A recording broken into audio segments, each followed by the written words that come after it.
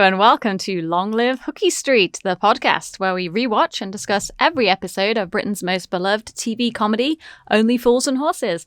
I'm Jenny, and I'm joined from Hong Kong by my co-host and sister Heather. Say hello, dude. Hello, everyone. Today we are discussing Series 3, Episode 5, May the Force Be With You. So grab a bowl of gunge and a Beaujolais ice lolly, and let's get started. This episode aired on the BBC at 8:30 p.m. on Thursday, December 8th, 1983. Back to the usual schedule this week, airing after Wildlife on 1 with David Attenborough and followed by the 9 o'clock news. Another new record this week with the viewing figures, highest so far with 10.7 million tuning in. So this is going to make for a much higher series average when we get to the end of Series 3. So we have a new song this week at number 1 in the UK charts. Only You by the Flying Pickets. I think that's the one that goes, Only You, do-do-do-do-do-do-do. Maybe not. That's right. I'm not sure. I have to check that. Oh, it is that song. I think so. I like that song. Also, a new movie was at the top of the UK box office this week, Trading Places, starring Dan Aykroyd. I know Dan Aykroyd, but I don't know that movie. And as usual, Jenny has the episode trivia for us. Yes, I do. So, a memorable one for us all this week. The first appearance of legendary character Roy Slater, played by Jim Broadbent, one of the original choices to play Del Boy. Broadbent said he was very happy to play Slater and had no regrets about turning down the part of Del Boy. He added that he always liked to move on to other things, and if he had taken the role, he would have only done 2 or 3 series. So Raybert had been keen to use Jim Broadbent ever since the casting decisions were being made way back before Series 1. Here he had his opportunity. John Sullivan wrote the character of Slater to be the ultimate schneid who felt rejected by his old school friends and wanted to seek revenge. So due to Jim Broadbent's success and other commitments, this episode was filmed out of sequence and was actually the last episode of Series 3 to be filmed. In Lovely Jubbly, it says that John Sullivan remembers that one newspaper critic, who had completely misunderstood the end of the episode, wrote that he was disappointed to see that Derek Trotter was a common thief. Sullivan states here that Del only said he was the thief because he was immune from prosecution, and he was not the thief. So I can put that argument to rest. So finally, this is the first time in Series 3 that we see Boise, and we get Boise and Trigger back together in a scene. More on that in the episode breakdown. Shall we move on to our rankings for this week? Yes, let's do it. So, as our regular listeners will know by now, each week we reveal and compare our rankings for the episode. And prior to recording the entire podcast, we independently ranked all 64 episodes. So if you didn't already know all that and you are not yet one of our regular punters, we would love for you to subscribe to the podcast. We release a new episode every Saturday. So Jenny, what did you rank this episode out of 64? Okay, so my ranking for this episode was 44. Although I don't... It's quite low. Yeah, I don't know why. I was just surprised again when I looked at my I was ranking. about to ask you why, so... I mean, it's not that I don't know why. I like, we say this every week, I know, but like, I put them all in order, and it's like, what order would I choose to watch them in? Even though I love a lot of these episodes, I'm like, oh, that's weird. Why is it in its 40s? I guess the only reason that this one, for me, is slightly lower down is because I know a lot of the episodes you could apply this to, but the storyline is very linear. So it's like, there's just this one discussion point throughout the whole episode. I mean, I know we get a little bit of history about Del and Slater, but yeah, a lot of it takes place in one room. It's very cooped up.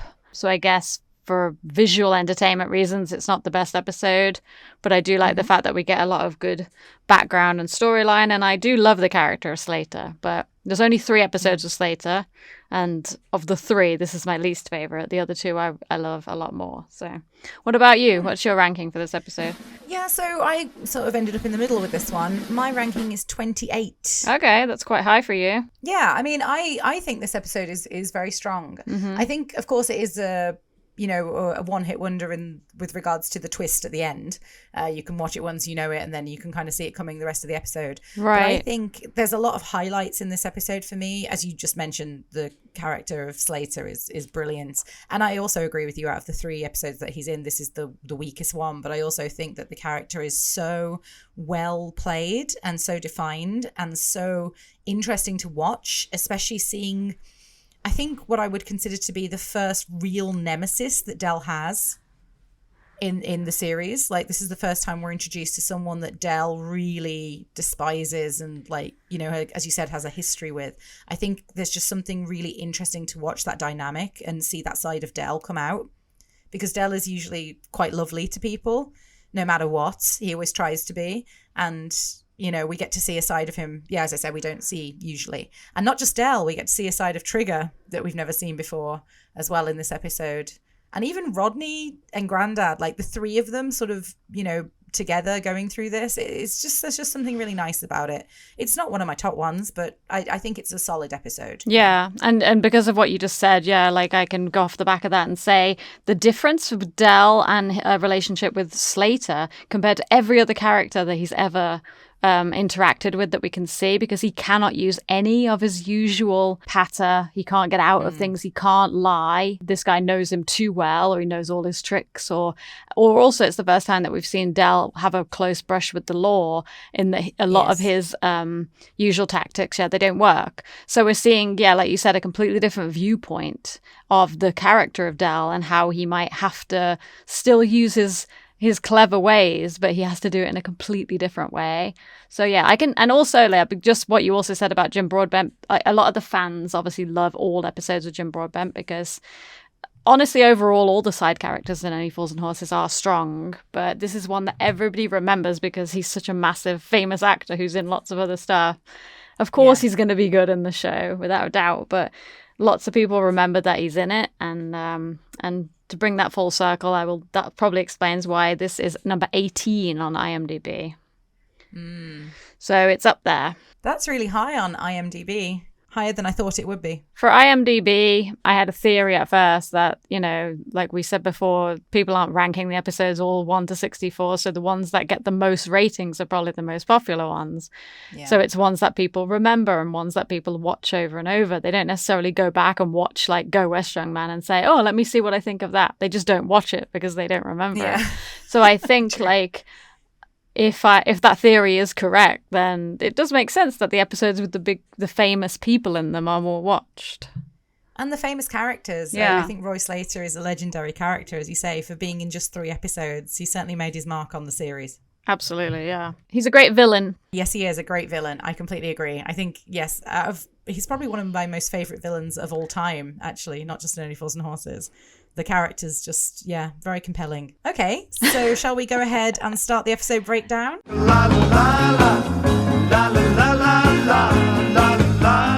So we open in the Nags Head. Now, okay, before we start, somebody on IMDb said that the man that walks across the screen wearing the blue overalls is John Sullivan.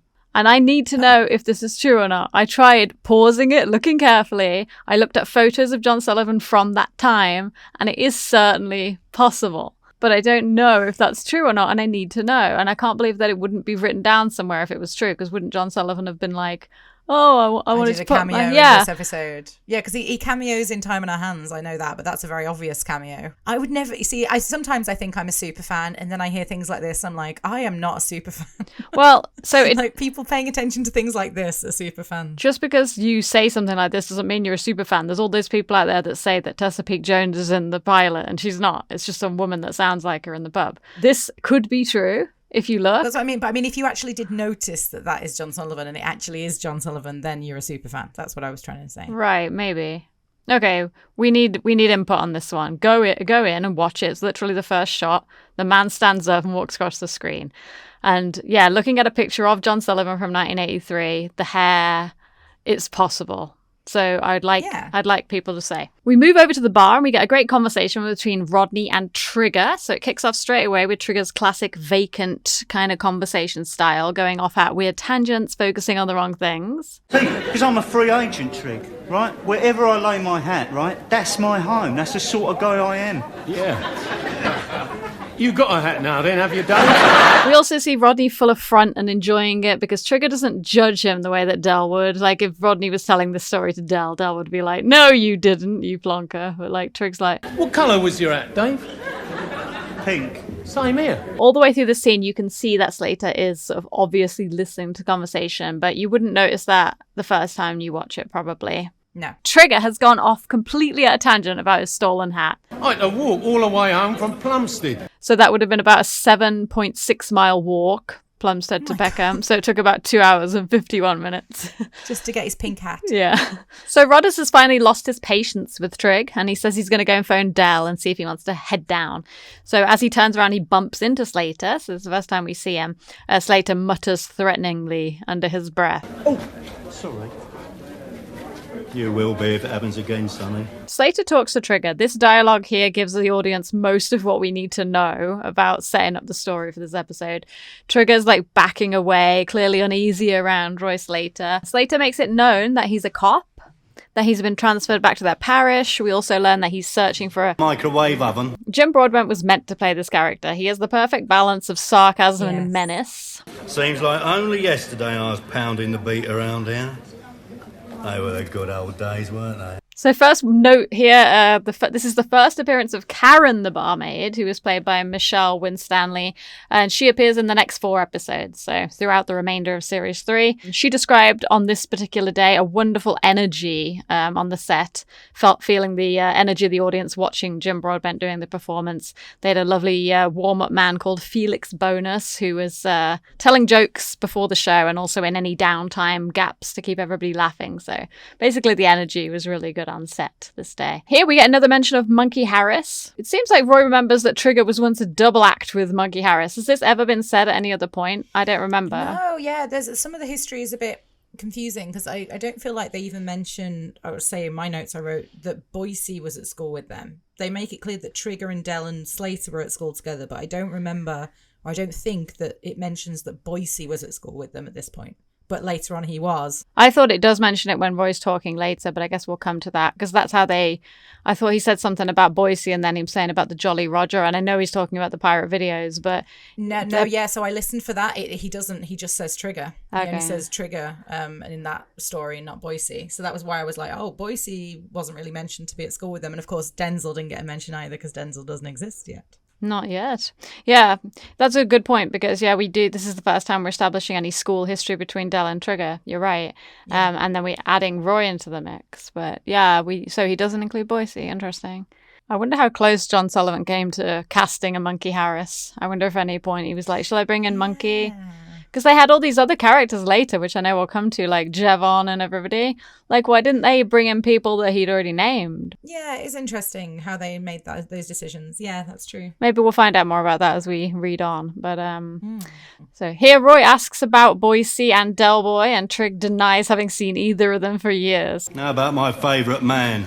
How's good old Del Boy keeping? Which I take to mean his perfect man to get one over on or get on his grass list, right? Like the way he says it.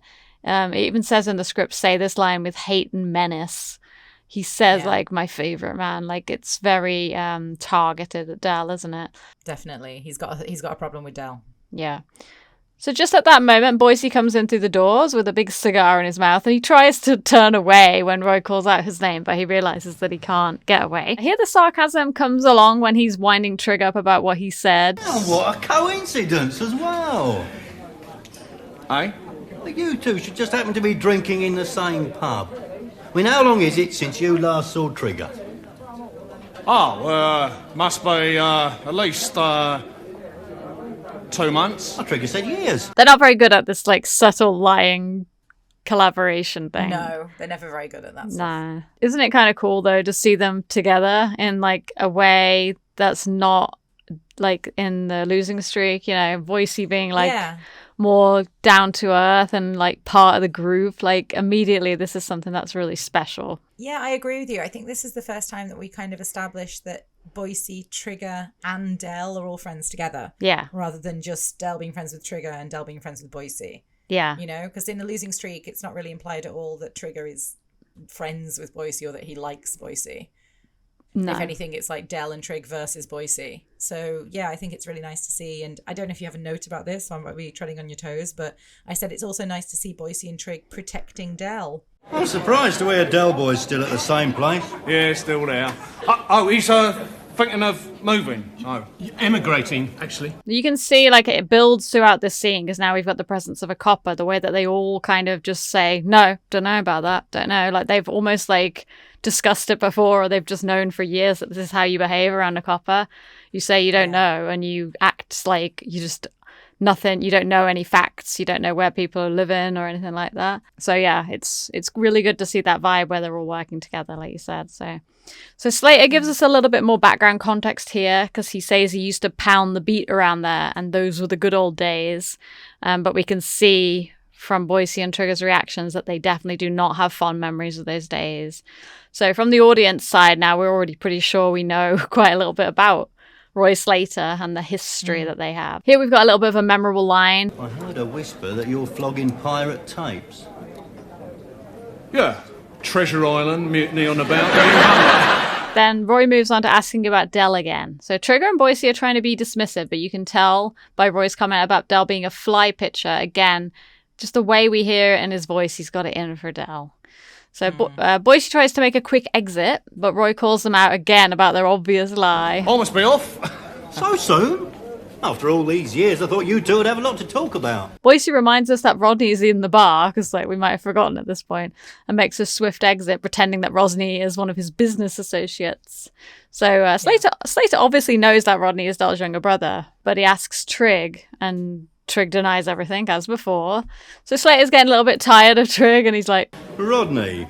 Weren't Del's kid brother called Rodney? Oh, I don't know, Mr. Slater. No, you're deaf, dumb and blind these days, ain't you? potential plot hole here. This is only going from Class of 62. So in Class of 62, Rodney says that Slater followed him in the van and nicked him for speeding in a built-up area. When was that supposed to happen? I wrote that it must have happened between this episode and To Hull and Back, right? Yes. Because Hull and Back, Slater ends up getting put in jail. Yeah, he gets nicked. So yeah. I mean, obviously they might have had other encounters with Slater in this time period that just weren't written into episodes. I mean, that makes sense, you know? But yeah, it obviously we have to take a little bit on poetic license because they obviously would have not been able to get Jim Broadbent back that often. No, I just feel like there's a couple of times that they talk about Rodney going to court and stuff, don't they? Like, apparently it was just between me and him, and guess who the magistrate believed? Yeah. Like, all that's supposed to have happened before To Hull and Back. Because they, if you watch To Hull and Back, they definitely don't seem like they've seen a lot of Slater. No, that's true. But he has been promoted into Hull and Back, so maybe this was when he was at the level he is in this episode, and then he moved to another parish, and then he came back just for To Hull and Back. So maybe it had been like a year since they'd seen him by then. Yeah. I mean, it would make sense for the incident with the speeding to happen almost straight after this episode, wouldn't it? Because he'd have been really out to get the Trotters after what happened at the end of this episode. I just wonder, how does he get away with nicking Rodney like that right after I have so many questions about his abuse of his position as a police officer during this episode. So yeah, we can get to that a bit later on. So Boyce's yelling and shaking Rodney's hand and saying, "Oh, no, Rodney, nice to see you again." I made a note here, this is the first time we see Boise interacting with Rodney and Trigger since a losing streak, which we said. But also, yeah, all that bad blood seems to have gone away. They seem to be friends. He's shaking Rodney's hand and Rodney's nice to him. Like, I was talking with you last week. I'm glad that John Sullivan's laying down that as like a regular friendship now. Like, no more hate and menace. So Rodney heads over to the bar to talk to Roy. That's when Roy sort of starts saying that he went to school with Del and he's pretending to be nice to Rodney, introduces himself. So this is where poor Rodney's naivety is used by Roy to get to Del. We as the audience can see the big red flag, but we can't tell Rodney he's being used here a little bit.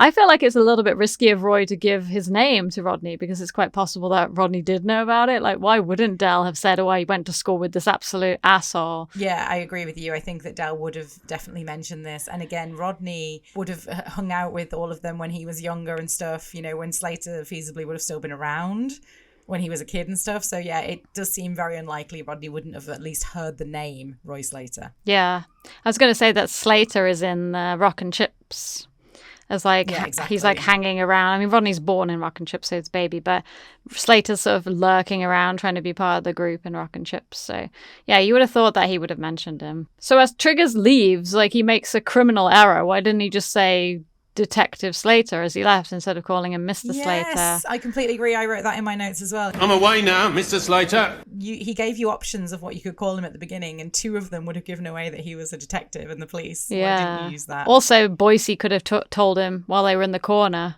He could have run over to Rodney and been like, don't say anything in front of that guy. Yes, but, yeah. Completely. But we always have this like criticism, don't we? It's like in Friday the 14th. They have to do things to keep the plot going, don't they? I mean... They made the whole point of him saying, right, I'm off now, Mr. Slater, and then he tries to point at him and go, detective, like, but he could have just said, I'm off now, Detective Slater. Yes. But I still love that bit where he's like pointing at him and scratches his nose straight after. Yeah. Here Rodney makes the critical error. He not only mentions that Del couldn't come because he's involved in some business, but he also mentions the microwave oven. He was coming down for a swift one, but he got involved with a bit of business. Something to do with a microwave oven or something. But then he stupidly invites Roy over to the flat. He never learns. This is just like Sandra in Long Legs of the Law. He doesn't pick up on any of the subtle clues. He's like, I'll go give him a bell. And then Roy's like, no, don't spoil the surprise. And it ends with, I can't wait to see his face when you come through the door, eh? It'll be a picture, Rodney. It'll be a picture. What notes do you have on that scene, dude? The beginning of the scene where we have Rodney telling Trigger about a girl, this is almost exactly the same opening as the Nags Head scene in To Hull and Back, where he's telling Trigger about Imogen. We haven't got to yet, but yeah. I also put Slater implies that he arrests people just for bumping into him in a pub. Which I think is pretty insane. I mean, I know he, gets away with a lot of stuff that hopefully real police officers wouldn't get away with, but to say that, like, you will be if it happens again, sunshine, like, my God, like, he bumped into you in a pub and you could arrest someone for that? Holy crap. So, yeah, that is a very corrupt police officer we're establishing right away. Mm-hmm. I said that it's, again, implied that everyone has hooked up with Marlene. Give my love to Marlene. Everyone else used to. I did say I thought Rodney was a little bit too oblivious in this scene. I mean, if Trig was acting like that, he probably should have caught on that there was something a bit weird about this guy and not been so like, But I almost feel like Nick Lynn has played this to be so over the top naive. He's almost like too sweet and nice to Slater, if that makes sense. That's true, because you see him interact with other people.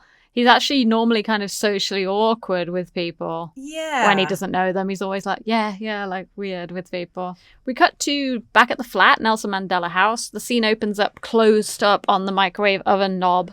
And the camera pans out and we see that Grandad is fiddling with it and we can hear Del like chuntering in the background. Grandad is responding inaudibly to Del. Like we can hear that Grandad ruined Del's date. So Del comes into the living room saying, invited her all the way over from Canning Town for a nice, quiet, intimate, candlelit dinner. And all I asked you to do was to put the box of wine in the fridge and me tub of Neapolitan ice cream in the freezer. But no, you get that arse about face, don't you? So come 9 o'clock, all I could offer her was a bowl of gunge and a Beaujolais ice lolly. So this is followed by a hilarious line from Grandad. What are you doing? I'm trying to get the Dukes of Hazzard. So apparently Grandad thinks that the microwave oven is a TV.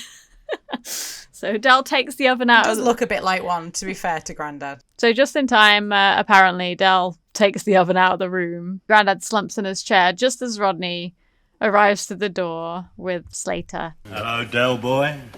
Long time, eh? And Del drops the tray. I've got to say, I just a note on the entrance of Slater there. He even hides around the corner so he can make a real entrance, which is brilliant. Yeah, it reminds me of his entrance into the room in Class of 62 with the big looming shadow. And I know that that's a future episode, but still. They loved introducing Slater in these ways, yeah.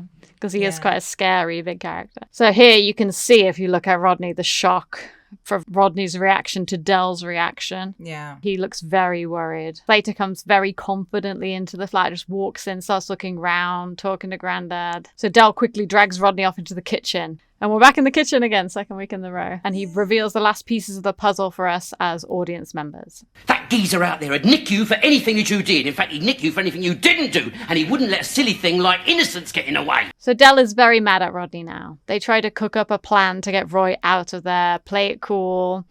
He warns Rodney that Roy tries to collect informants. He's got a few grasses, is he? No, he ain't got a few grasses, Rodney. He's got an entire lawn. So they head back into the living room thinking they might be okay. And that's when they see that Roy and Grandad are carrying the microwave into the living room. So again, Grandad has blown it. I was going to say, I don't know how they got onto the topic of let's go and get the microwave and bring it in.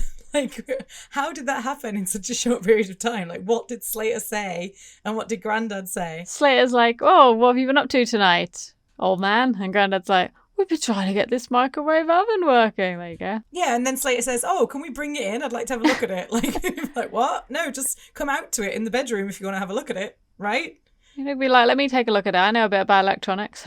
And do they cook as quickly as they say? The other plot problem here is it wasn't plugged in. When Grandad was fiddling with it earlier, you can very clearly see, because it's done in one shot, when Del takes it away, the plug is hanging off the back, not plugged into anything. So when Slater says, Feels hot. why? It wasn't plugged in. Also, if Grandad thought it was a TV, why would it be hot? Although I guess if he was fiddling with the knobs. But so basically, Grandad has blown the cover.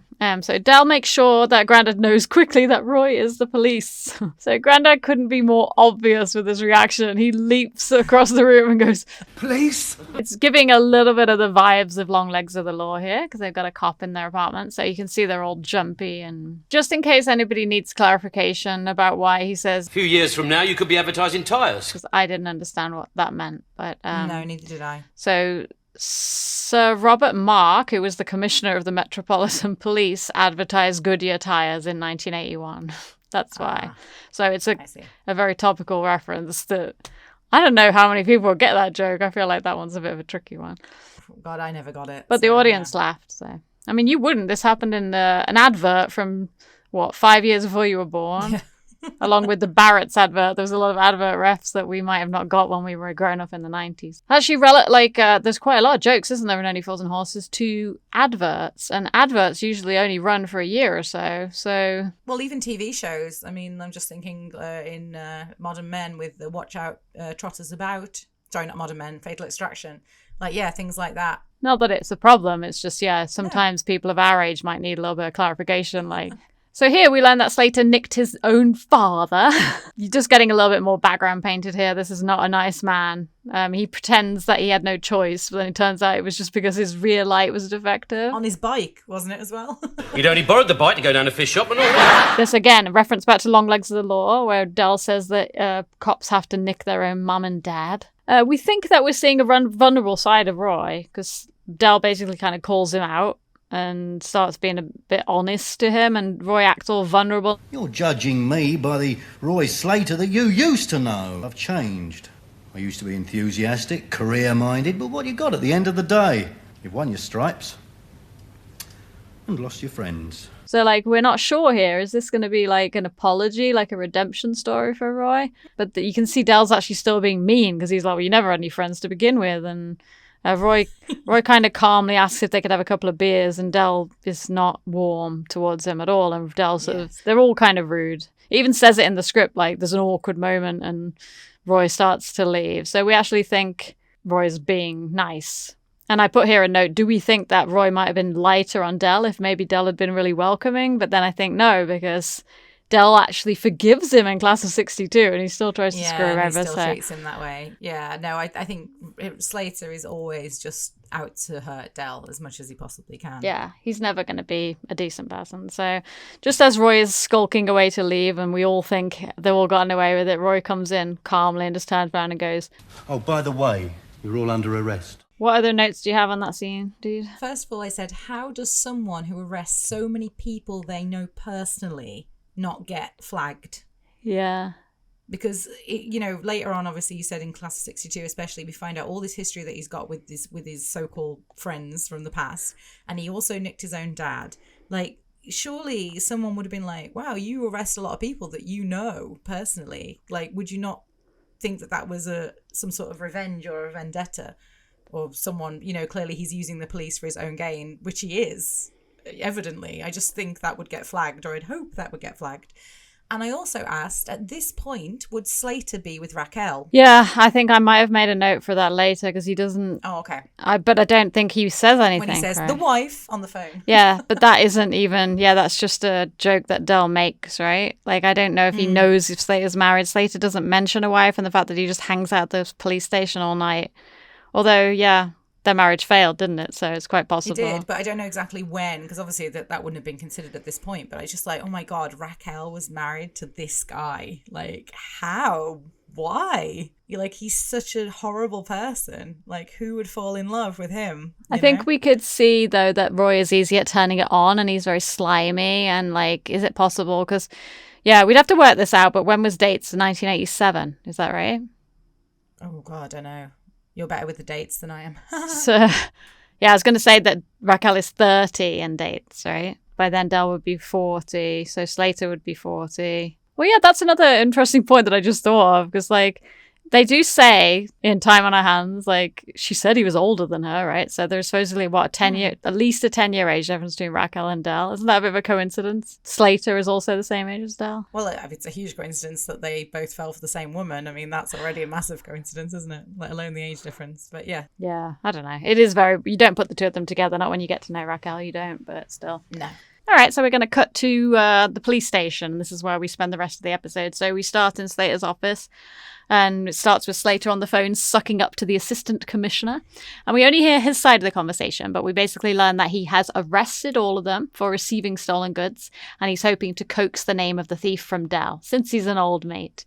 And he definitely insinuates here that he's going to use dirty tactics. However, the assistant commissioner still seems very impressed with him and doesn't doubt him. You can just tell from Roy's side of the conversation. So Grandad has a funny line here to finish this off where he says, You want to be a bit more careful about your health, son. In the last half hour, you've done so much bootlicking, you could be going down with cherry blossom poisoning. So here we see Hoskins for the first time. Terry Hoskins, played by Christopher Mitchell, was also known for playing Gunner Parky Parkin in, here we go, It Ain't Off Hot Mom. Got it, yes. Sadly, he developed a serious alcohol dependency and died of related liver disease at the age of just 52. Hoskins, as we know, comes back into Hollenbach, but that's it, right? Yeah, it's just those. Hoskins has informed them all of their rights, and Rodney starts to have a bit of a tantrum. And I demand the right to phone my solicitor. Sit down and behave yourself. I'm saying nothing till I phone my solicitor. Go on then, phone your solicitor. I haven't got a solicitor. Can I interject? I just want to say, wouldn't they be entitled to some legal representation, though?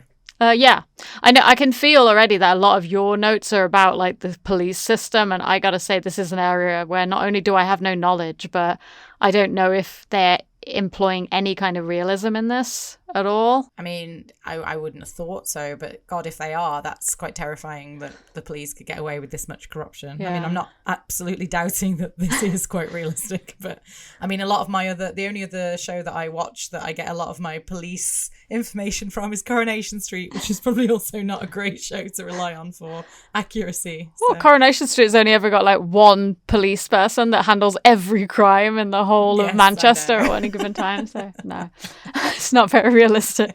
It's always like someone's been murdered. Oh, it's this fucking detective again. She's back on the scene. Yeah, and they're always like, we're doing what we can. That's all they ever say. Or the way that they interview is really like harsh. Like they lie and stuff to the person they're interviewing and tell them that they're going to do this to them if they don't confess, or they already assume they're guilty. Yeah, there's lots of problems with the way that they're interrogated in that show. All right. Well, I am not going to allow myself to believe that the police are like they're represented in any kind of media. But I am lucky enough to never have to deal with the police much when I was in the UK. I had a couple of times where I had to give statements, and everybody I ever gave statements to was perfectly nice. But I think we need somebody who's in the police force as one of our listeners to tell us, is this real? Yeah, that would be useful if someone can tell us some information about this particular episode and how accurate the system that they use in it would be. Because there's a lot of notes about how he developed the character of Roy to be this way, but it's not references from police that he knew. It's references about, the character, this type of person that Roy is. Yeah, being a douche, how to play being a total douche. So I feel like a lot of this is just like, it's just made up for the sake of the story. He's a corrupt police officer. And then you've got like, who seems to be a very genuine person like Hoskins, who's basically just being like, hey, like, look how this is how it is, mate. Like, do this, do that, play the game and you'll get out of here. So Del tries to bribe Slater, but it doesn't go down too well here. I give you 50 quid and you let us go. I didn't hear that, Del. I said, I give you 50 quid. So yeah, here we see the way that Hoskins selectively hears the things that Roy wants on record and ignores everything defamatory. So Roy's trying to get the name of the thief, and the Trotters start to cook up a funny story. We found it, didn't we, Rodden? Yeah, down the market. This bloke sort of dropped it. Oh, he dropped it, did he? Didn't you call after him? Well, yeah, but he was a bit mutton. So I just wrote a note here that mutton in Cockney rhyming slang, it means deaf, and it comes from mutton Jeff, which rhymes with deaf, and the usage is shortened to a form of mutt and Jeff, but I have no idea where that comes from. Cockney rhyming slang is like a whole other language in itself, isn't it? It is, yeah. I always knew mutton meant deaf, but I'm not quite sure if I knew why. Yeah, I knew it meant deaf probably from watching Ophels and Horses, but yes, I agree. I didn't know the reason. So Slater plays along sarcastically with this story. It's easily done, Constable. You're walking along the street, your mind on other things. You take your handkerchief out of your pocket, bang, your microwave falls out. So Slater's obviously irritated now. He tells Hoskins to take them being Rodney and Grandad, away and put them in separate rooms, and he's going to come and question them about the appearance of this stone-deaf villain. I never heard Grandad's line here before, but Grandad says it's a bleeding starters for 10 now, which I didn't know what that meant, and I don't know, did you hear that line before? Yeah, I wrote down that there's a line that I've never heard, and I don't know what it is when Grandad says it. Yeah, I don't, and even though you've just told me what it is, I still don't understand that. A starter for 10 refers to the opening question in a round of the British quiz show University Challenge, which began in 1962. The first question is worth 10 points.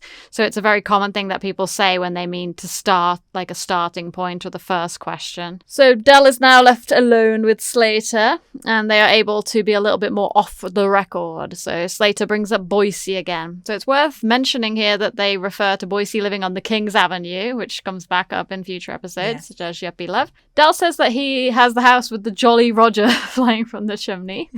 And that leaves Roy to reminisce into the story about them being kids playing pirates. Do you remember when we was kids?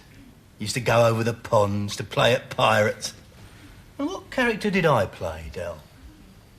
You played the bloke what walked the plank. I always wanted to be Bluebeard! I tried to be friendly, Slater, but you were such a schneid, there was no helping you. So kind of, you see they're actually being personal now. They're throwing kind of insults back and forth a little bit. Dell said that he tried to save Slater one time, and all he did was get him in trouble with the old headmaster. So it's not new ground for these guys to be arguing like this. You can see they've got a long history, and they build that up with this discussion a little bit.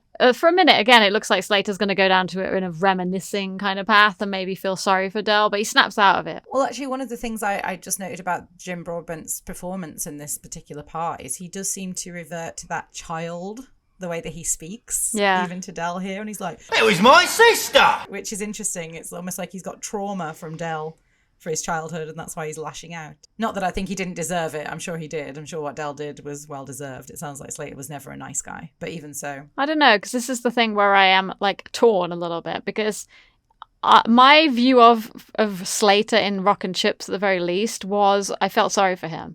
Because he's not a cool kid. He didn't fit in with Dell and Jumbo Mills and even Trigger. He just wasn't part of the group, and for that to happen when you're a kid it can ruin your life. Because for no reason, why? Wasn't he just accepted? Why wasn't he with his friends having a laugh like a child should? Why was he pushed out? Now, I'm sure he did some pretty shitty things, and they're saying he was such a schneid, which I think just like means that I don't really know the definition of what that means. Yeah, schneid is a weird word. I guess we know he's a grass because he went and told when Dell was kissing his sister behind the bike shed. But... Right. So he didn't do himself any favors, but like, does that mean that he deserved to be a complete outcast as a child? Like, I don't know.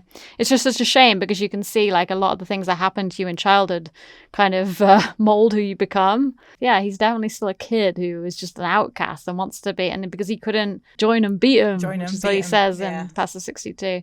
So there's all these different times that you actually do know this is real like trauma that he dealt with, but he just dealt with it in a really bad way. He snaps out of his friendly reminiscing mode, gets down to business, starts off the scene that flips back and forth between all the different descriptions of the so-called villain. He was a great big tall fella. He was little more than a dwarf. Age? About 25. Middle 50s. Oh, I was just a kid. I really love Dell's misunderstanding of ethnic group. What about his ethnic group? Well, I didn't notice anyone with him. No, I mean, was he Caucasian? Oh no, he was a white fella. I put that we cut back to Slater's office. Dell is alone with Hoskins and pacing while smoking a cigar. So this goes back to something that you said in Long Legs of the Law about Dell's kind of wink-wink, nudge-nudge relationship with coppers. So I wrote that here Hoskins is trying to play the cop card with Dell.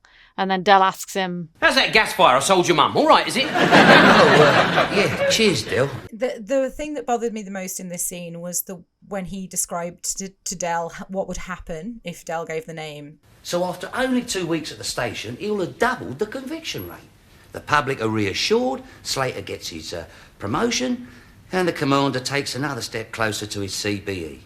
And everybody's happy. It's almost like he didn't give any thought to the person that all the crimes would have been put on until Dell reminds him. And that kind of makes him as bad as Slater, to be honest, in my eyes, because I think any policeman that would be okay with someone going down for something they didn't do just to tick a few boxes is not good. it's true, but like at what point does Hoskins have to preserve his own career? You just shouldn't have to be corrupt to preserve your career. You shouldn't have to be, but I mean, God, is there not like a million stories about people who having to do these things for the sake of their career, their progress, their financial stability? Like, this is why people do bad things. It's always because of money. No, that's true. But I guess in this situation, if he did think about it and feel bad about doing it, he would have made it clearer to Dell, because this is a private conversation. Slater's not here. No one else in the police is listening. You know, if he'd have said to Dell, "Oh, this is going to happen to the guy. It's awful that is the case. I feel really sorry." But he didn't. He went, "Everyone's happy." All except the poor sod who's gone down the Kermits. So I feel like he's a bit complacent, if nothing else. That's like the mildest way to say it. Yeah, so I'll just read what I wrote. I put here, Hoskins gets a little character development, so we learn that all the coppers also hate Slater here. This is pretty important. So he describes Slater as a nasty piece of work, and he says that he will get the name out of Dell eventually. So from the audience point of view, we're starting to think, how the hell is Dell going to get out of this? And we don't know at this point that Dell didn't steal the microwave himself, but I guess we should know that because, yeah, like I said, Sullivan's not been trying to paint Dell as an actual thief. Yeah, I didn't think that Delboy would have stolen a microwave off the back Dell of points out, like you said, there's a poor sod who's gone down the Kermit meaning down the road, because frog and toad, that's the meaning there. Getting a bit, I feel like we're getting more Cockney slang than we have before, and I think that might be a bit of John Sullivan's loss of inhibitions with the Series 3 script that we talked about before. Yeah. Because Cockney rhyming slang in a script is, obviously for English people, no big deal. But yeah, most people who don't come from the UK don't understand Cockney rhyming slang, and most people from the UK don't understand Cockney rhyming slang. They have to look everything up. Or at least they don't understand the origins. Like, someone says go down the Kermits, I understand what it is, even if I don't know what the Kermits is. I still get it in the context of the sentence. Yeah. But obviously I don't understand until you just told me what the origin of the Kermit is. I don't know. Yeah, exactly. So Dell says that he refuses to be a grass, but Hoskins ominously tells him He's got no scruples. He'll try anything. and that's when Slater comes back in. They both jump. You can see Hoskins is scared of Roy as well. And he also treats him like shit, because then he's like, "Oh, you can go and get your food now." And he laughs when he says that the canteen's closed. So I feel sorry. Yeah. Sorry for Hoskins, yeah. So here we get a hilarious read back of the description of the thief. 6'7" dwarf, aged between 15 and 50, a white male with oriental features, who's as black as Newgate's knocker. Oh yeah, he wears a death aid. So here it starts to get really dark, and we see that Dell has to struggle with his principles because Roy whips out some police records, and it turns out that they are Rodney's. So he brings up the smoking charge again, and we find out that his plan is to slip something into one of Rodney's pockets.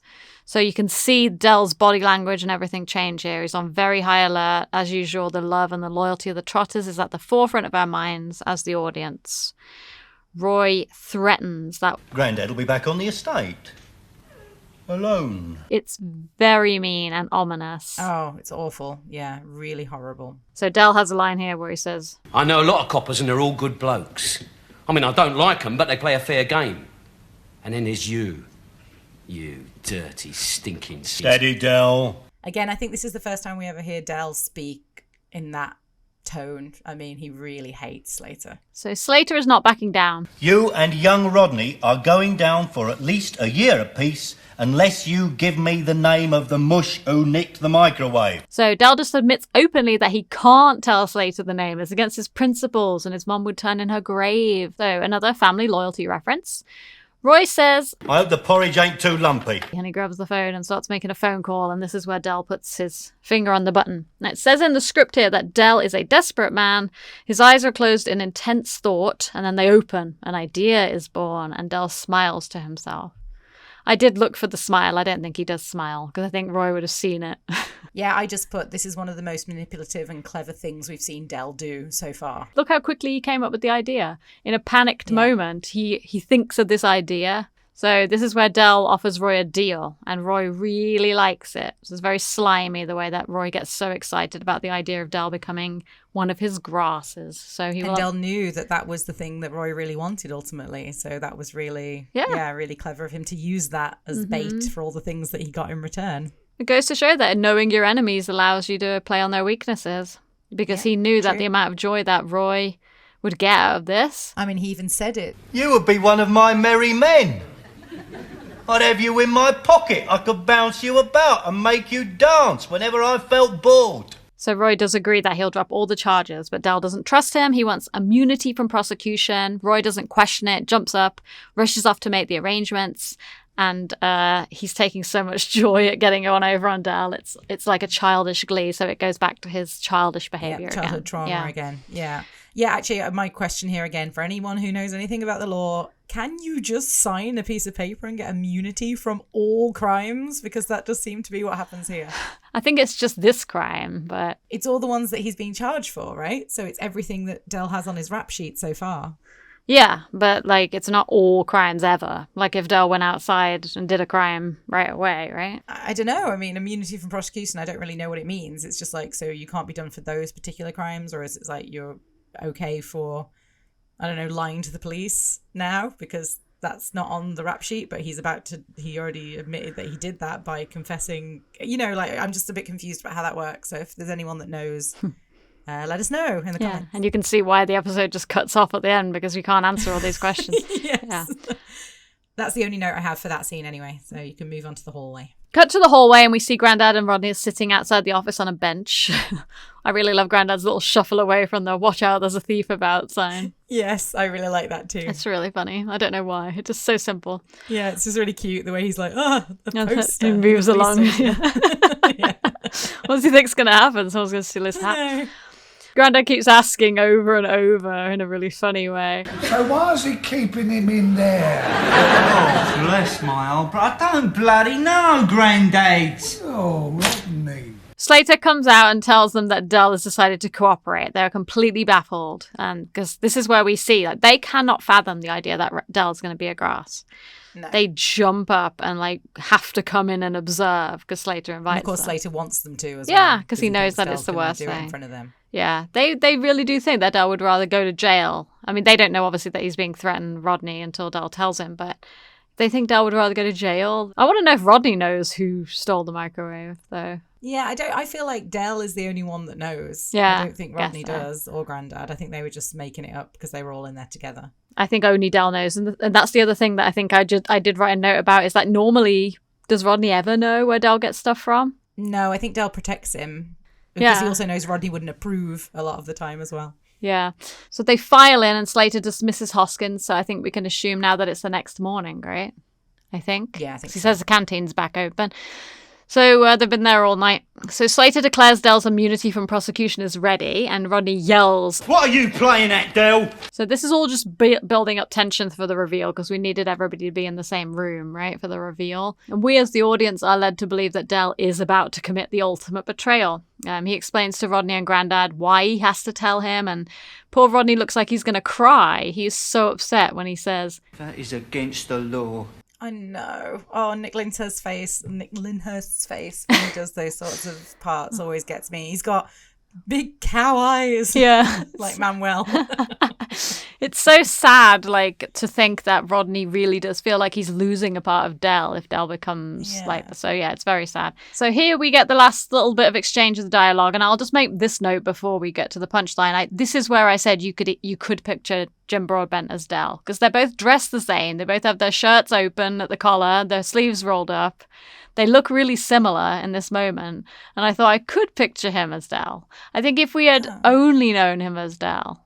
Because, yeah, when he's in the pub in the suit and everything and acting all prim and proper, but when he's all, like, sweaty and excited with the shirt sleeves rolled up, I feel like you could sort of picture it here. I mean, I have no doubt that Jim Broadbent could have played Del. I mean, he's a great actor. It's not that. It's just obviously there's something just so little and lovable about David Jason. He's like a little teddy bear. Yeah, I mean, I do think little David Jason being small as well also is a great part of the Del character. He's like looks harmless, but he's not. You know, he's got a dark side that contrasts so much with his appearance, like when he gets angry and threatening and stuff. So yeah, I agree. I mean, I can picture it here just for a second. So here we get that last little exchange of dialogue, including the ultimate punchline. Del asks again, one last time, make sure Rodney and Grandad are free to go. And Slater says, And you've got less chance of a pull than the Queen. As long as I know. Right. For the third and last time of asking, who nicked the microwave off the back of the lorry? I did. Perfect ending. So yeah, it's a really good ending. Like you said, it's kind of a one and done. And I know they used to play this clip in a lot of the documentaries, so you're basically just spoiling the whole episode, but all right.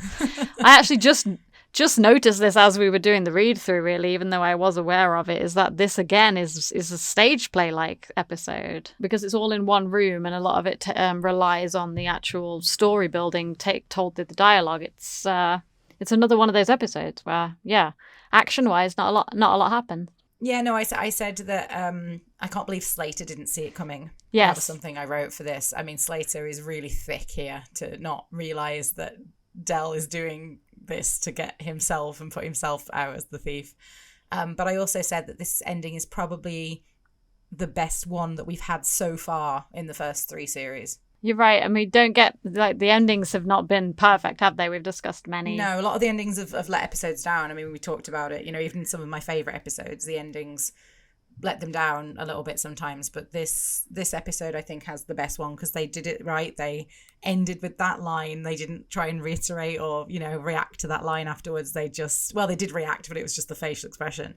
I did think it was interesting they chose not to show Grandad and Rodney's reaction to Del saying I did. They only showed Del and Slater's reaction. That's true. Yeah. But a good point that I didn't make. Yeah. I think it's just unnecessary. Yeah. Because you need that. Yeah. I mean, it was about the relationship between Del and Slater, the rivalry between them. So it made sense, I guess, to just focus on those two at the end when he said I did. Yeah. Because Roy's reaction is obvious, like, to the audience that we now know he's horrified and he's fucked up. Whereas they could have maybe just shown Grandad and Rodney just grinning like Del, but it would have been unnecessary. Like, yeah, it really highlights the Del Slater dynamic. So yeah, that's all the notes I have. Yeah, me too. That's all the notes I had for the episode breakdown. So shall we move on to the awards for this week? And guess what? He's only one. Okay, so as always, we have 3 awards to announce this week, and we will start with our Plonker of the Week. Don't be a plonker. So for Plonker of the Week, we will each nominate a plonker and we will discuss and decide who wins. So, dude, why is Slater your plonker? Because Slater's the only obvious plonker in this episode. I feel like it doesn't even require any. Because as much as, like, you could again say, oh, he's more of a dick than a plonker, yeah. If he's so smart, why didn't he clock onto this plan? I was going to say, it's only the ending that I put down as the reason he's the plonker. It isn't, as you said, the rest of it, it's not that. He's actually quite, you know, calculating and smart for most of the episode. It's the mistake he made at the end that makes him the plonker for me, that he didn't catch on what Del was up to. I agree. And then Grandad and Rodney are both plonkers at the beginning because they just don't have any kind of wear about them, like, you know, making sure who before you bring into the flat or what you say when people come into the flat. Yeah, you think they'd be a bit more clued up, you're right, because, you know, they have a lot of criminal items in their flats. Yeah. So any stranger that comes in the flat, you think they'd be a little bit on edge. And another tier of potential plonkers was Boise and Trigger for not making it obvious to Rodney that he was a detective. Yes. So there's been quite a lot of plonkerish behaviour. The only person the only one who's not a plonker in this episode is Del. Yep, I agree. Yeah. Del is switched on all the way through. Yeah. And very clever and cunning. And he managed to escape a very difficult situation in this episode. So Del is like the anti-plonker in this episode. So Slater is our plonker of the week. That is beautiful. So Jenny's going to award the best line of the episode. So what did you choose for the best line of this episode, dude? I think my favorite line, I don't know if it's the best line, but my favorite line is just the sarcasm from Slater when he's like, "It's easy done, Hoskins. Walking down the street, mind another thing." That's a great line. Yeah, it is. I had an honorable mention just because we mentioned it earlier. I think it's really funny. Was was he Caucasian? Oh no, he was a white fella. Yeah, I think that's a really funny line. But I mean that there's not that many sort of, as you say, standout lines. But those two lines are very good picks. So which one do you want to pick? I don't know. I was just going to. You chose presumably. I was going to say another option is the Dukes of Hazzard line from Grandad, which is absolutely hilarious. That's true. Yeah, I think we could almost have our own category, Grandad's line of the week. I know. Grandad always has great one-liners, doesn't he? Well, which one do you want to use? Because we've got to pick one. I think we'll just use mine because it's a Slater line. Otherwise, Grandad will just literally have every time the best line. Okay, so you're walking down the street, you mind on other things. Yeah. You take your hanky out your pocket, bang, your microwave falls out. Okay, that's the best line. And then I have chosen the best moment, and for me, I can't think it would be any other part really than the ending, the "I did" with the reaction from Slater, the smugness from Del. I said I would have loved to have seen Rodney and Grandad's reaction, but that's okay that we didn't. And there is one other possible contender for that, which is the sequence when they're giving the description of the thief in the market. I think that's a very funny moment going between the three of them. It's quite, memorable because it's filmed differently than the rest of the episode, switching between the three of them in the different interrogation rooms. They're all speaking, Grandad and Rodney are speaking to the camera almost. So yeah, that's another contender, but I think it's got to be the ending for this episode. I think so, yeah. That's the ending is the punchline of this episode, and it is also the most memorable moment, so I would go with that, yeah. And I don't think we're going to get many endings as best moments. So I think this is also very special for that reason too. That's a good point, yes. So if there's nothing else, drink up, we're leaving. So that about wraps it up for this week. Join us next week when we'll be discussing Series 3, Episode 6, Wanted. Until then,